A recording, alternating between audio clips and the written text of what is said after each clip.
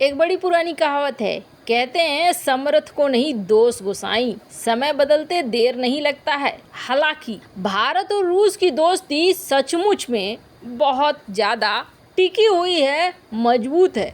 जिसे कहते हैं ना, सुंदर, सुशील और टिकाऊ, तीनों गुण भारत और रूस की दोस्ती में है। लेकिन फिर अचानक से रूस ने डिस्काउंट देना क्यों बंद कर दिया था और अब भारत और रूस की दोस्ती की जमकर तारीफ की जा रही है।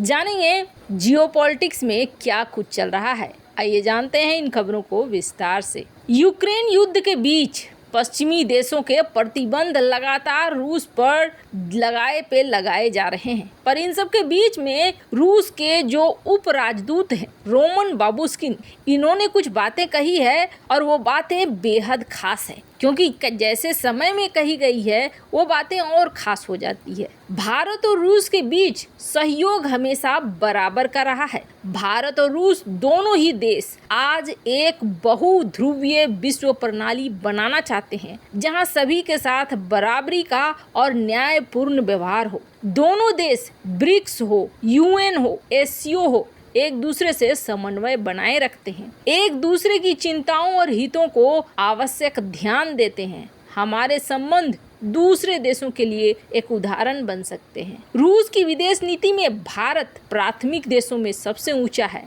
हमारी दोस्ती दुनिया में एक उदाहरण है। ये शब्द हैं जो रूस के उप राजदूत हैं रोमन बाबुस्किन के। वैसे आपको बता दें, साधारण भाषा में कहें तो इन्होंने ये कहा है कि हम कई मंचों में एक दूसरे से साथ लेकर चलते हैं, एक दूसरे की बात को मानते हुए चलते हैं। हम मान रहे हैं कि दुनिया अलग अलग गुटों में बंट रही है और हम भी चाहते हैं कि इस तरीके के बहुध्रुवीय हो। ऐसा नहीं हो कि एक ही गुट बना रहे या दो ही गुट रहे, और जहाँ भी हो वहाँ बराबरी का और न्यायपूर्ण व्यवहार हो। अब रोमन बाबुस्किन जो G20 सम्मेलन के बारे में एक इंटरव्यू दे रहे थे, इन्होंने इस बात को सही ठहराया कि भारत की दिशा जो है, ज़्यादा भूमिका जो है, उन्होंने इस बात को सही ठहराया कि भारत की भूमिका ग्लोबल साउथ में बहुत बड़ी रहेगी। वैसे आपको बता दें, उन्होंने ये बात भी कहा कि पश्चिमी देश यूक्रेन संकट का इस्तेमाल रूस को कमज़ोर करने के लिए करना चाहते हैं,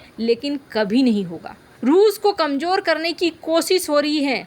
आगे इन्होंने कहा कि ब्रिक्स की बैठक होने जा रही है, जिसमें 60 से ज़्यादा देश हिस्सा लेने जा रहे हैं। इससे साबित होता है कि रूस कभी अकेला नहीं होगा। अब बात आई चीन और भारत के बीच। रूसी अधिकारी ने रूस के लिए भारत और चीन दोनों बड़े सहयोगी हैं इस बात को कहा, और इनका कहना है कि हम चाहते हैं चाइना और भारत दोनों के बीच में एक परमानेंट सहयोग आ जाए। यूरेशिया में स्थिरता इस चीज़ पर निर्भर है। इनका कहने का मतलब है कि अगर चाइना और भारत दोनों में स्थिरता आ जाती है तो फिर सारा कुछ ठीक हो जाएगा। वैसे आपको बता दें, इन्होंने ये बात भी साफ किया कि भारत और चीन के बीच जो सीमा विवाद है ना, वो द्विपक्षीय मामला है और दोनों देश आपस में ही इसे सुलझा सकते हैं। उन्होंने आगे इस बात को कहा कि भारत एक जिम्मेदार महाशक्ति है और उसकी भारत की विदेश नीति बहुमुखी है। भारत और अमेरिका कई मोर्चों पर मिलकर काम करते हैं, लेकिन सबसे महत्वपूर्ण बात यह है कि भारत की विदेश नीति आज़ाद है,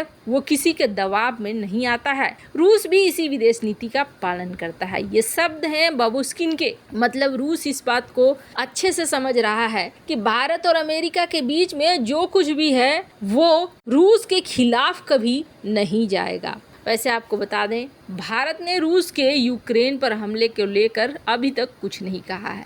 रूस के मुद्दे पर यूएन में वोटिंग के दौरान भी भारत ने अपने दोस्त का विरोध नहीं किया है। रोमन बाबुस्किन ने कहा है कि भारत और रूस के बीच रिश्तों को नुकसान पहुंचाने की कोशिश की जा रही है, हम उसे दूर करेंगे। वैसे आपको बता दें, कुछ चीज़ें हुई हैं इधर बीच रूस और भारत के बीच में, और वो चीज़ें कहीं ना कहीं रूस को एक टेंशन दे गई थी। हमने हाल फिलहाल में देखा था कि रूस ने ओपेक देशों के साथ मिलकर एक बड़ा प्लान बनाया, और इस प्लान के तहत रूस ने ये कहा कि हम प्रोडक्शन कट करेंगे, और प्रोडक्शन कट करके जो डिस्काउंट हम दे रहे थे वो डिस्काउंट अब हम नहीं देंगे। ये बात थी, जिसके बाद भारत की बहुत सारी कंपनियों के कान खड़े हो गए। अगर डिस्काउंट नहीं मिलता है तो भारत के लिए मुश्किल है। एक लंबी दूरी तय करके तेल लाया गया और ऊपर से डिस्काउंट नहीं मिला तो फिर हमारे किस काम का।